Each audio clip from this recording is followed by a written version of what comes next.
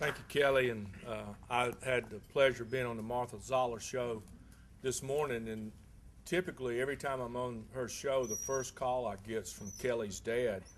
And it wasn't the first call I got. And so I was worried about him. And I was glad to hear when I got here that he was just busy doing something else today and that he was healthy. And Kurt, I want to say one thing about the health care that we've got in this country, because, you know, a lot of times we hear about insurance companies and we tend to blame them about the doctors' reimbursements and other things. Let me just give you a little hint. I have been battling for the last 3 weeks kidney stones. And I was in D.C. at the end of March on that Monday morning. We had just gotten back from Phoenix, and I was there when I had the kidney stone, and so I went to the attending physician's office, and they started some IVs and different things, and then they took me to Bethesda Medical Center, and I spent 2 days at Bethesda, and you know, and that's a great place to be. I mean, we've got some of the bravest men and women in the world in that institution, and if you step on a landmine or something like that, that's probably a place where you can go and get the best attention in the world. But with a kidney stone, I don't know that it's the best place that you could go. But I was there for 2 days, and when I finally got out, I called Tom Price, a good friend of mine. Many of you know Dr. Price, and I said, man, they almost killed me. And he said, Lynn, that is a perfect example for you of what government health care would be like. And I'm here to tell you, we don't want government health care. we want that private insurance that we can be able to have to make sure that we get the best health care in the world. And so, Kurt, I certainly understand, and I appreciate your fight, and thank you for helping sponsor this dinner today. You know, I looked up policy and public policy, what it really meant. And as I was looking it up in the dictionary, it said something that I've been saying for 16 years. It said, it is a process of government, a process of government. And many of you have heard me, if you've been listening to me speak any length of time, you've heard me say that when the process is broken, the product is flawed. And this would, right now, that was really us getting out of our first session 16 years ago out of the Georgia General Assembly. Senator Johnson's here somewhere, but Eric and I went in the House the same year. We were freshmen the same year. So we would have been ending our first term. And I guess I got my eyes open. Having never been involved in government before, never serving on a city council or a county commission, going into the state legislature under Tom Murphy and having 52 members was quite a learning experience. And I noticed right off that the process was broken, and that I felt like a piece of deck furniture, maybe on the Titanic, I don't know, you know, that I was just there as stage cover, because all the decisions were really made by a very small group of people behind some closed doors. And so a group of us, including Mitchell Kay, Scott Dix, myself, James Mills, Vance Smith, John Yates, and some others, decided that the only way for us to do anything about it was to learn the rules of the House better than the Democrats had it. And keep in mind, they had been in control for about 122 years, and they had written a rule book. But we knew if we were going to ever be successful that we had to find some way to crack into that rule book and understand it better than they did. And so, believe it or not, all during that summer, we had classes. And Mitchell Kay and others would come in and teach us the rule book. We were all carried around that little red rule book. I don't know if they've changed the color of it now or not, but it used to be a little red book. And we carried that around and we studied it. And we probably had a class once a week where we would meet and go over the rules. And then right before the second session, we decided that we would have a dress rehearsal of what we were going to do. And so we all had a part. It was almost like we were the play. And we all had a part about what to get up and do and what kind of motion to make. And so we had to decide on what we were going to do, and it was inviting the governor to give the State of the State address. And we wanted to delay him by 2 hours. I have never seen a bunch more confused people in my entire life. I can't remember if it was James or who it was that got up and made the motion for some kind of procedure, and of course the speaker ruled him immediately out of order. And we brought to the speaker's point that we had, I think it was 20 minutes to go to the well and to debate the issue. And the speaker was rolling his cigars, and he looked down at Robbie Rivers, and and Robbie was going through the rule book, and he went, "All right, get up," And then Larry Walker got up, and who later became a very good friend of mine. He got up and said he could not remember anything in his 20-something years in the House this incredible. And so then we made another motion. We finally got to vote on it. We finally got to vote on delaying Governor Miller from coming to speak for 2 hours. We lost the battle. We lost the war, but we won the battle, because what that showed us, as long as we knew the rule book better than they did, that we could make a difference. And I'm glad to tell you that we did some good work there. In fact, a lot of those amendments that we offered to the budget, and keep in mind, we used to discuss the budget for 6, 7, 8 hours in the Georgia House, asking questions, going line by line. First budget I ever voted against, I think there was 11 of us that voted against it. And Max Davis, I've never seen anybody happier than Max Davis. And Max came up and he said, "Thank God, I got some other people to vote with me." And we grew from 11, to 15, to 18, and got into the 20s. And then you started having people get on the elevator with you going, "Y'all are doing a great job. I just can't vote with you right now. I'm working on it. I'm working on it." But we started making some progress. And so there were 52 of us. There had originally been 35, I guess, in the 92 session. And in the 93 session, there were 52 of us. And so we started offering these amendments on the budget. And then we started using them in the election cycles.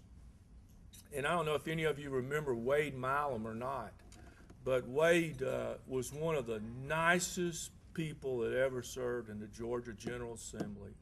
He was from LaGrange down in Troup County, and Jeff Brown beat him. And I remember he called Vance Smith. Vance called me and told me this, but he called Vance and he said, "Vance, did I really vote against not cutting the funds to study Willie B's mating habit?" "Yes, Mr. Wade, you did." Well, that's what they're saying. Because believe this or not, in the Georgia General Assembly, we would have people leave. They would push books up onto the buttons and leave. They would actually push books up on the button, lock their machine. And then we started calling out people that weren't there, and they had books voting. And we were, talked about because we were embarrassing people. But, we grew. And we continued to grow, and we continued to grow. And as I left, when I became the Republican leader, we had 72. But now after I was elected Republican leader, we shrank to 71. Because we had one member that voted for Speaker Murphy for Speaker over me. Now, can you imagine that? The minority leader was always kind of the sacrificial lamb that ran against the Speaker. But typically, in most cases, all the Republicans voted for him. Except in this case, we had one Republican vote for Murphy. And everybody's coming up to me, "What do you think?" And I said, "I don't know, but I'm going to give her an opportunity at the next caucus meeting to explain to all of you why she did that."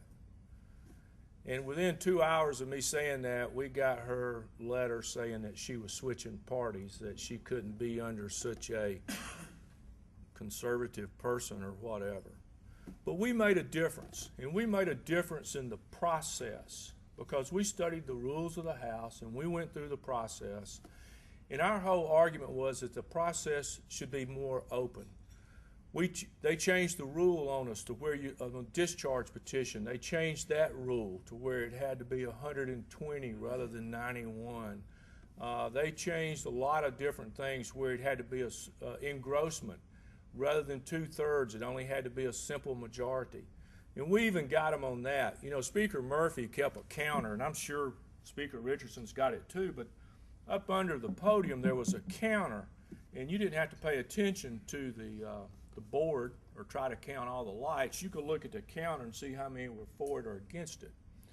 So during engrossment votes, we figured out that we would vote yes for engrossment, and then when the speaker said lock the machine, we would change our votes.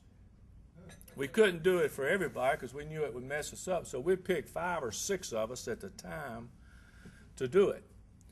And you know, nothing was funnier than to see Speaker Murphy look down and go, "Clerk, lock the machine," and then look up at the board and found out he had lost. We probably cost some of you lobbyists more good cigars than anybody in the world because he would immediately bite them in half. But we changed the process, and I think we made it more open. And I don't know what's going on down there right now, but one of the visions I had if we ever took over was that we would have a hearing on every bill. Because I can't tell you how many things that we wouldn't vote on in the Georgia House because they didn't want to put people on the spot. They didn't want them to have to vote on a controversial issue. And so we said, well, if we ever take over, we'll make them vote on everything. And I'm not talking about any of the House or the Senate leaders today, and I don't know what their process is, but I hope it's an open process because had it not been the open, at least as open as it was when I was in the minority in the Georgia House, we would not be in control of that House and Senate today because we use those rules and those opportunities to change the system. I've tried to take that to D.C. and going to Washington the first 2 years, and I don't know why the minority just kind of follows me, I guess, I don't know, but the first 2 years we were in the majority. And the process was broken there. I found out that it was the same few people running the process, just a different party than what had been running it in Georgia.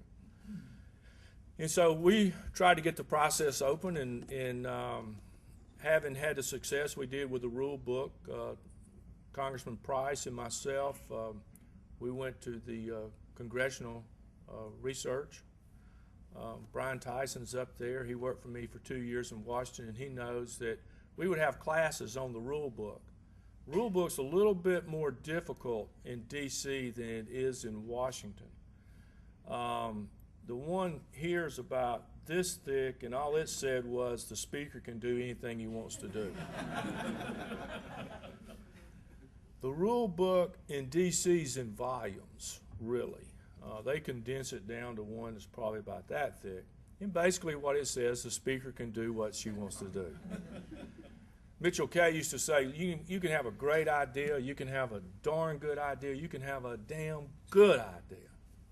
But if you ain't got 91 votes, you ain't got nothing. And that's the way it is in D.C. If you don't have 218 votes, you don't have anything. And so we studied the rule book. And so we started making some difference. And I don't know if any of you noticed or not, but at the start of this Congress, the Democrats changed the rules because of some of the things myself, Tom Price, and the other members of what we call the floor action team were doing. I told Leader Hoyer, I said, you know, I hate it. I hoped you would have called it the Westmoreland rule change. But they changed it. We can't even offer the same motions to recommit that we used to because they hated voting on them. So we're getting a more closed process up there. I can't tell you, at least in Georgia, you had an opportunity to have a subcommittee hearing. And we changed that. For many of you that were there when I was a Republican leader, and I'm not just bragging on myself because a lot of other great people helped me with this, but I appointed Republican chairmen to all these committees. Speaker Murphy called me on the phone. He said, by God, you better not put Republican chairman on any official thing you've got in this state. I won't, but it intimidated them. And we would cause subcommittee hearings to be canceled because we'd have more Republicans there than they did Democrats because nobody showed up to the meetings. And so we found out if we were going to beat them, we would beat them in the committee meetings. And that's what we started doing. And it made them so mad because they were having to go to meetings. But they had to have them to vote. So we've started doing that on a federal level. We're working really hard trying to get all of our members to these meetings and make them at least delay the meeting or stop it until they can get their folks there, especially if it's one that you have to vote on. So we're trying to open up that process, because if you go back to what good policy is a process of government to come up with the best way for individuals to be governed. And when you stop that process, we've had so many bills come to the floor that I wanted to try to put an amendment on. But there's no opportunity because it's a closed rule. They don't want to have an open rule because we'll make them vote on things that they don't want to vote on. Had an opportunity to go on a trip with Steny Hoyer, and it was just he and I at breakfast one morning, and I said, Steny, why aren't we going to vote on any immigration legislation? And this was 2 years ago, I guess. He said, I don't want to put our guys on the spot. I went, that's what we're up here for. People elect us to vote. You know, if we don't vote on these issues, how's our constituents supposed to know how we feel? What you're doing is you're giving everybody an opportunity to go home and to tell the people at home one thing because they know they'll never have to vote on it. I want to see a process to where every bill would go through a subcommittee hearing, and it would have to be voted on in subcommittee, a recorded vote. It would have to go through a full committee hearing. It would have to be voted on with a recorded public vote. And the same thing in the House. But do you realize that 3 weeks ago we voted on a bill that had over 200 different bills rolled into one? Over 200 different bills rolled into one. That's not any way to govern, and that's why people are so mad. It's not just about the taxes. And yesterday was a great day. I want to thank all you wealthy people for attending all those rallies and sponsoring all of it. I didn't see a lot of wealthy people at the rallies that I was at. I saw people that were mad. They're mad about the taxes, but another reason they're mad is they don't know who to believe. They hear their guy talk to them at home, and this guy and this girl seems like the greatest congressman in the world. But then they go to Washington and they do something different. They're confused. And so we have got to change that process, and that's what we're trying to do. Let me talk on a couple of other subjects, and then we'll open it up for questions, if that's okay. We're going to do a highway bill this year. And we need to do a highway bill. In fact, when the stimulus package came out and we understood that there was going to be an infrastructure stimulus, we were excited about it. Because if there's one thing that creates jobs, it's infrastructure. It's that construction. So we were excited about it. It was going to be $42 billion or $50 billion or whatever it was. And we were excited about it, and we were ready to go with it. And then they decided they were going to lump all this stuff together. Because, see, if they don't lump it together, they can't get 218 votes. So they got to keep sweetening it till they get 218. You'll notice most of the controversial stuff passes by 218 to 223. That's because they put just enough sweetener in there to get the number of votes. If they get it too sweet, they start falling out the bottom. And so they make it just sweet enough. And so they had to have that infrastructure portion in that stimulus to be able to pass it. But that was one of the good things that was in the stimulus. And hopefully they will not put too many strings on it that states won't be able to use it. I know that Georgia's certainly trying to use it, and we've been talking to the DOT for probably the last, even before the stimulus came out, telling them about the paperwork and all the different things that were going to be done to it. But now we're going to do a highway bill. And we need to do one. We don't need to postpone it. We need to do it now. And I am the only member from Georgia on the infrastructure committee. And let me say this, and I'm a partisan guy, but that is probably the most bipartisan committee in Congress. Mr. Oberstar, whether you agree with him or not, he will listen to you. I was able to get an amendment, believe it or not, I was able to get an amendment onto a bill that the last bridge bill that we had that included, would let some different people do different testing of bridges and what the infrastructure was like. And worked very closely with Chairman Oberstar. I had tried to do it on a bill that was before that, and we couldn't really ever have a chance to sit down and talk to him or his staff. But we were this time, and they got to do it. And I think it's because I shamed them, because I kept asking in the committee how these bridges were inspected. And talking to some of the people from DOT that they had up testifying is that when you drag a chain across a bridge behind a truck and listen to the tones of the chains, people just don't feel good about that. Or you put a guy on a scaffold with a hammer and a pick and you let him go from one end of the bridge to the other going, this thing's okay. When we've got the scientific, where we can put monitors on this bridge that measures the stress during summer, winter, 24 hours a day, 7 days a week, 365 days a year, puts it on a computer, can be plugged in and read just like that. The technology, but for some reason nobody wanted to go to it. But we got an amendment that let us do some projects on that. So we're going to try to do some other things on this transportation bill. We're going to try to be a part of it. Chairman Micah has kind of taken me under his wing. He's letting me do a lot of different things on the Transportation Committee. So we're going to be working really, really hard, because I don't have to tell you people here this, but we're behind in transportation in Georgia. We've done a lot of great things in this state. We have built a lot of great buildings. We've brought in a lot of industry. We've done a lot of good things, but we've let our infrastructure go. And so it's time now that we start concentrating on that, because if you don't have a good transportation system, you're going to cut your growth off. And so we want to work real hard from the federal level, making sure that we can get some of those funds and that it's not so encumbered with strings that you can't use it for what you need to use it for. And that's the other thing, you know, that really kind of I guess galls me, is the fact that we hear about all this federal money coming and everybody's like little birds just chirping for it, you know. Then they find out all the strings that's attached to it and they say, well, we can't use it.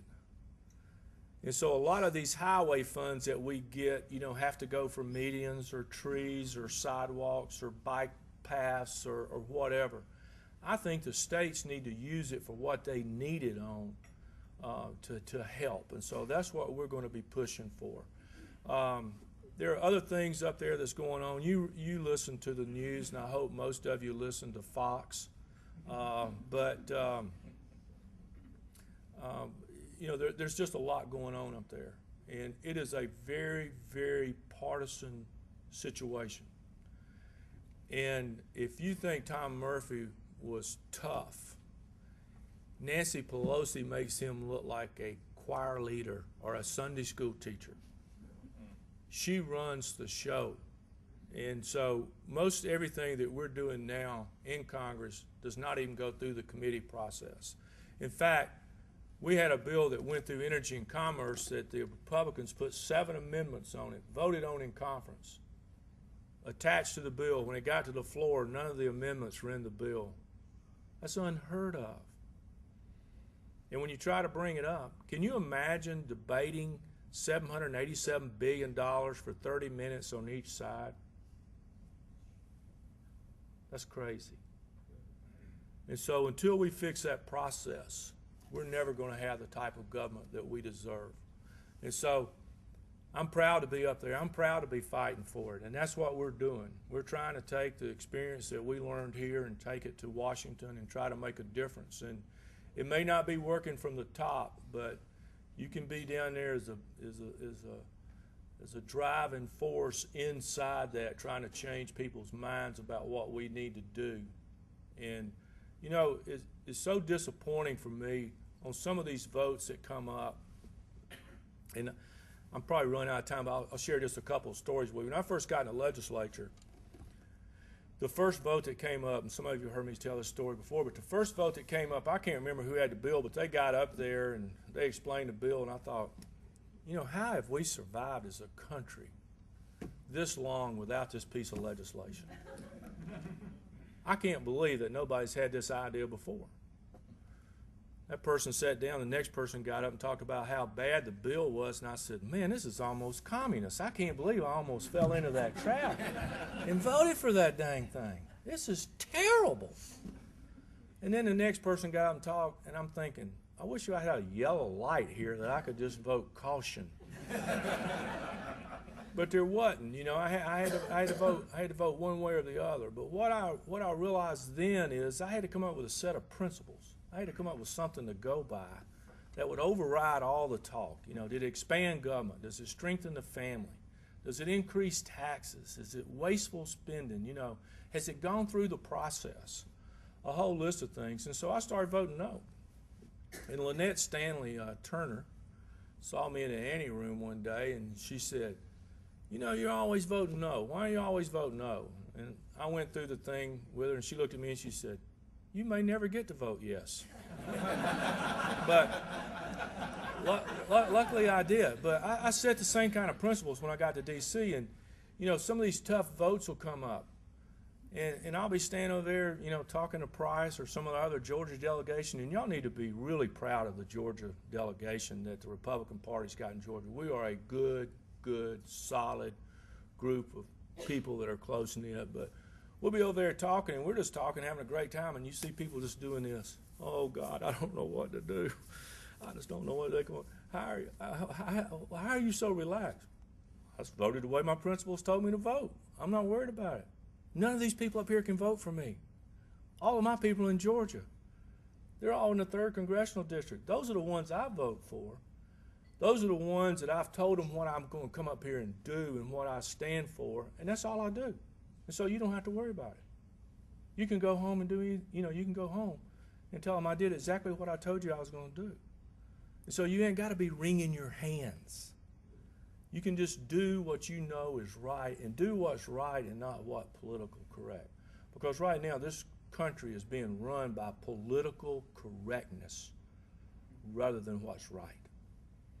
Thank all of you, and if it's okay, Kelly, I'll take some questions, and then you, when it's time to quit, you can stand up here and tell me to go. But thank all of you for being here.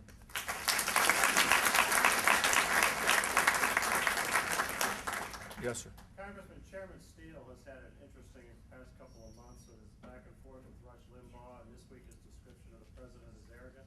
I'd like to hear from you what you would like to see from Chairman Steele between now and November of next year. Well, you know, Michael Steele, I know Michael, and I think he's a great guy. And, you know, he is probably going through the Sarah Palin experience right now. He's the first black Republican NRC chairman we've ever had. The Republican Party is trying to re-identify itself. And Michael Steele has a tough job. And so, what if I could wish for one thing for Michael Steele, and I've told him this, and we've sent word to him and talked to some of his folks about this, I want him to concentrate on the redistricting in 2012. I want him to understand how important that is, and that will last for a decade, and that we need to pay special attention to that and the census. But, you know, I think that Michael Steele's just got to be Michael Steele. And you know, I don't do that well with the press. I have a tendency to say what I think, and sometimes when you say what you think and what you say, you mean one thing, and then they take it and turn it into something totally different. I think Michael Steele appreciates what Rush Limbaugh is doing for the conservative movement. I don't think, Rush Limbaugh necessarily does what he does for Republican purposes. I think he does it for conservative principles. So, I think Michael Steele's a great guy, and I think he'll do a good job. But we got to get over this little bit of a hump of all these eyes and all this attention being brought to him. No other questions? Rick, I knew you'd ask something hard. Well, Congress, of course, is disappointing for many reasons, but I'm not sure whether Congress is our biggest future problem or whether it's the voters. You say that you don't have any trouble because you vote along the lines that your constituents want. Well, I didn't exactly say that. I vote the way I told them I would vote. Okay. A lot of them don't like the way I vote, but at least the majority of them have so far. But go ahead. Well, my question was that if I had, and I apologize for misinterpreting, No. but if people did vote like that, that would explain the chaos, because a lot of parts of this country are changing dramatically. Yep. Oh, yeah. Rick, that's a great point. I spent the first 6 months pinching myself when I was in D.C. I was just, I'd look up at the paintings in the ceiling in the Capitol, and I just get chill bumps. And I'm like, how did somebody from, the background that I've got have an opportunity to work in a place like this? And I still get chill bumps when I walk in a building. But I said that to myself for 6 months, and then I started looking around and I started wondering, how did they get up here? Because there is so much different. I mean, if you listen to Barney Frank or Charlie Rangel or John Conyers or Barbara Lee or Markey or George Miller from California, you think, where are they from? Where are they from? Who is telling them this? And so, I get asked all the time, well, don't you think we need to go to term limits? I don't know that term limits, that takes the responsibility off the voter. The responsibility is on the voter. And until we understand that this is a government of, for, and by the people, and if the people aren't involved in it, then it's never going to change, regardless of whether you have term limits or not. So what we need is some educated voters, because I think one of the worst things that we've got is uneducated voters. I think that's one of the problems with our elected officials now. But great question, because different parts of this country are a lot different. When I was in Georgia, even if you were from South Georgia or North Georgia or whatever, and whether you were a Democrat or Republican, you kind of like-minded. I mean, not. I was never with Buddy Childers that much, but there was, you were always kind of like-minded, But it's different in D.C. It's not, because you don't have that relationship. You're only together when you vote or you're in committee, and if you're in committee, Republicans sit on one side, the Democrats sit on the other side. When you're voting in the House, basically you got a majority side and a minority side. So you just don't have those personal relationships that you typically have in Georgia, and there's a big difference. Yes, sir. Midterm elections, do you think we're going to be able to recruit enough new candidates to be competitive next year? I do, and just to give you a brief history, a little bit of what I'm doing, the NRCC, Pete Sessions, has asked me to head up redistricting for all 50 states. So I'm excited about that. That's a passion of mine. And they also asked me to serve on the candidate recruitment committee. And so we meet once a week. In fact, I'm going to leave here and we're going to go try to recruit some candidates. I was on the phone last week with some candidates over in Alabama 5. We're working Alabama and Florida, really. So we're recruiting some great guys. And we're trying, you know, Republicans have had a fault in thinking that if you had enough money, you could win any election. And the Democrats proved to us, or at least proved to me, and we're trying to get it through to everybody, and I think Michael Steele does get this. You got to drill through that top money layer where we always thought you could win an election. You got to get down to the community organizer level. And so that's what we're trying to do. And we're trying to get down into that to recruit a candidate that fits the district, that just doesn't fit the Republican mold, so, or doesn't necessarily have to be that national Republican mold. He fits the district. And that's what the Democrats did to us in 2006 and 2008. Their candidates ran to the right of us. And they're having a hard time now explaining some of their votes. But we're working hard. We're doing some good recruitment. The RNC has been a big help to us with some of that and some of the funding. And I think Pete Sessions is going to do a good job as that NRCC chairman. But surprisingly, they asked me to head up that reapportionment for the country. And then Leader Boehner, you know, it goes to prove you don't always have to agree with a leader for them to recognize that you might have some kind of ability. But he asked me to head up the Census Task Force, which I'm doing, that consists of the ranking member on House Administration, the ranking member on Judiciary, and the ranking member on Government Reform, and then one other person from each one of those committees to look at the census and where it's going to be ran out of, and we certainly hope it's not Rahm Emanuel in the White House. But so we're doing a lot of hard work on that. So we've got a pretty busy schedule up there, but candidate recruitment, we meet once a week on it. Yes, sir. Okay. Considering the fact that the previous transportation bill was delayed 1 or 2 years, and we're ready for a new transportation bill with the new Secretary of Transportation, would you speak to what's being done to make sure that we have a bill come September, October? Well, what we're doing, and we think it'll actually be before then. I mean, we think we're going to start working on it in May. It's Overstar. Overstar is a difference. When Don Young, and I like Don Young, but when he was the chairman, and when that transportation bill was going to be there, and I'll give you an example. I asked him if I could be on the conference committee. And I said, look, I know I'm a freshman, but you know, one day I might be chairman or vice chairman or something. You know, I might be a ranking member or whatever. You know, I mean, I'd like to just go and have the experience of being on a conference committee. And he said, a conference committee, they're not all fun. He said, we're going to meet one time, then I'll go back and write the bill like I want it, and that's it. Well, at least he was honest. But I don't think he and the administration could ever really agree on an amount, and I think that was the problem.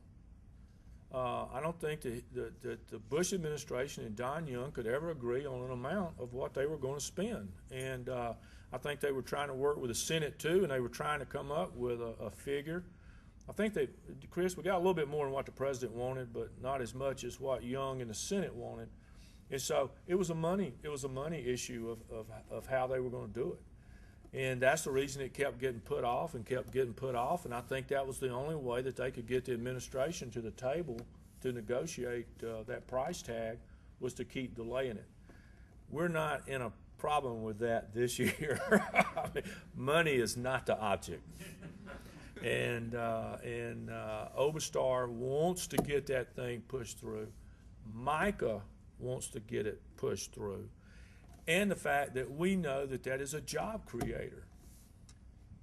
And so, therefore, if you'd have asked me 3 months ago, or well, if you'd asked me before the November elections if that was going to happen this year, I would have said no.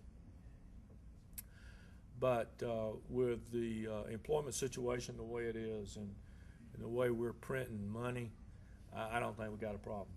I think it's going to go. Jim?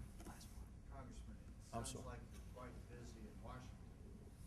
The political landscape in Georgia changed recently. Any comments? What happened?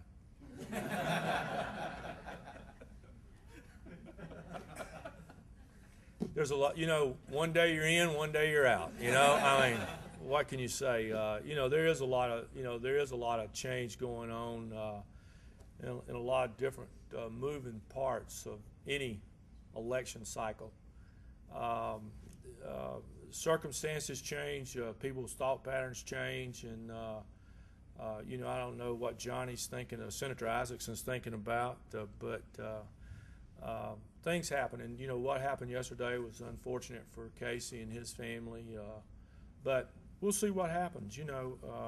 We're talking to a lot of people every day, and I don't know how Jack Bauer does it for any of it was 24, because I had to use 2 batteries yesterday on my phone.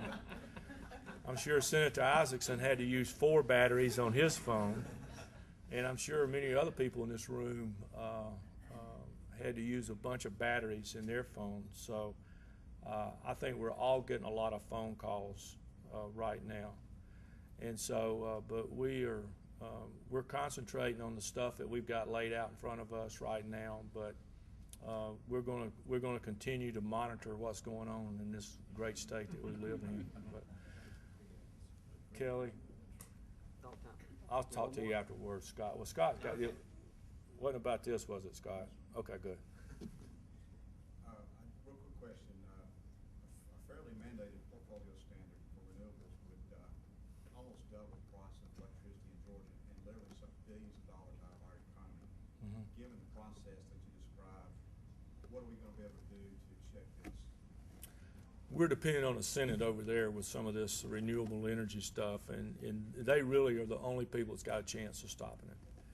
And so, call Senator Isakson and Senator Chambliss. We're doing everything we can.